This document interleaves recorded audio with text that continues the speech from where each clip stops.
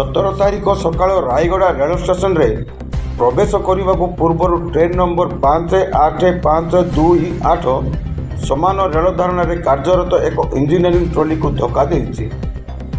एही धक्का फल ट्रॉली समेत ट्रॉली रे बसिथिबा 3 जन रेल विभाग कर्मचारी अन्य ट्रैक को छिटिकी पड़ते एवं एही समय विपरीत दिगरु आसुथुवा मालबाही ट्रेन तले पड़ी जड़े ठिका कर्मचारी घटनास्थल में मृत्यु होइथिबा बेले अन्य 2 जन ठिका कर्मचारी गुरुतर अवस्था रायगड़ा मेडिकल रे भर्ती होइचंती। घटनास्थल में रेलवे विभाग उच्च पदस्थ कर्मचारी पहुंची अनुसंधान आरंभ करिसंती। रेल धारणा कटिथिबा व्यक्ति जनक सुंदरगढ़ जिलार अलंचर ग्रामर देवर्षी किसान बोली जना पड़ी।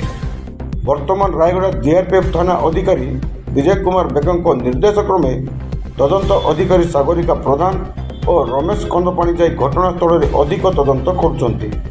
एही समय समान रेल धारणा उपरे ट्रॉली और ट्रेन उपस्थिति रेल विभाग त्रुटि को दर्शाउथिबा जनसाधारण चर्चा विषय पलटिछि। रायगड़ा जिला प्रतिनिधि सत्यनारायण दड़ाई रिपोर्ट G9 ओडिया।